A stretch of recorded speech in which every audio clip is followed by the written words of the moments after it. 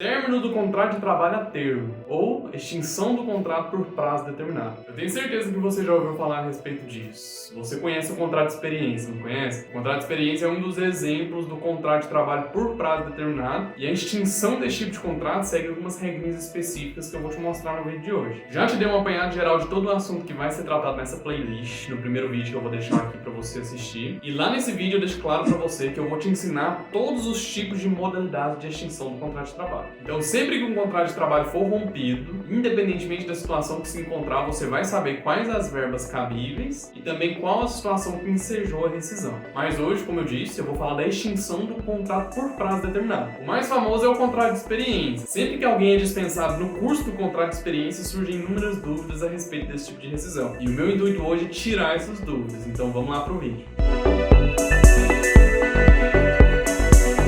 Como eu disse no primeiro vídeo dessa playlist, em regra, o contrato de trabalho deve se prolongar no tempo, em respeito, logicamente, ao princípio da continuidade da relação de emprego. Ou seja, isso significa que a regra geral é que o contrato de trabalho tem uma data de início, mas ele não tem uma data de final. Ele se prolonga no tempo até que aconteça alguma situação que justifique a quebra desse contrato, mas ele não tem um prazo pré-determinado. Porém, existe também previsão legal na CLT de alguns certos tipos de contrato que tem prazo de início e de final. São os chamados contratos a termo ou contratos por prazo determinado. No contrato a termo ou contrato por prazo determinado, existem dois tipos de rescisão. A primeira delas é a rescisão normal do contrato a termo, que seria o atingimento do seu prazo final. A outra forma de rescisão desse tipo de contrato é justamente a antecipação da rescisão, quando há a quebra do contrato antes que o prazo final estipulado pelo próprio contrato assim chegue. Então é bem simples, o contrato de experiência, por exemplo, ele pode ser rompido ao chegar ao seu prazo final ou no curso do contrato de experiência, ainda no prazo de vigência, ele pode ser rompido tanto pelo empregado quanto pelo empregador. E dependendo do tipo de rescisão ou de quem seja a intenção de pôr fim ao contrato, existem regras específicas que eu vou te mostrar. Quando a extinção do contrato a termo é normal, ou seja, atinge o seu prazo final, o que o empregado vai receber? Basicamente, o empregado sai na rescisão com um saldo de salário, as férias e o 13º. Então fique atento a essas verbas para você também conseguir analisar um contrato a termo e a sua extinção para aferir se de fato aquele tipo de rescisão foi legal. Então vamos lá, é bem simples. Se eu fui contratado por 4 meses em um contrato por prazo determinado, ao chegar no quarto mês, no dia final do quarto mês, eu vou receber saldo de salário, as férias e o 13º. Basicamente, essas são as verbas rescisórias nesse tipo de contrato. Logicamente que as férias são proporcionais e o 13º também, a não ser que haja férias vencidas ou 13º salário vencido. Aí isso não se discute que tem que ser recebido também na rescisão. Então pronto, você já aprendeu a rescisão do contrato de trabalho a termo quando ele é extinto de forma normal, ou seja, quando atinge o seu prazo final para extinção. É basicamente por isso que esse contrato se chama contrato a termo, porque ele tem um termo pré-fixado. Então o prazo de validade desse contrato é chamado de termo. Esse contrato ele tem vigência até que se chegue a esse termo, que é o prazo final de validade desse contrato. Porém, existe a outra forma de extinção do contrato a termo, que é a extinção antecipada do contrato. O nome já é bem sugestivo, né? Se, por exemplo, eu fui contratado para trabalhar por 4 meses, antes de chegar no termo final desse contrato, se o empregador ou o empregado decidem romper esse contrato a termo, aí a rescisão muda um pouco em relação às verbas que o empregado terá direito. E aqui surgem duas situações. A primeira é quando a antecipação do contrato a termo se dá por iniciativa do empregador, e a segunda é quando a antecipação do contrato a termo se dá pela iniciativa do empregado. Dependendo da iniciativa, as regras mudam, presta atenção.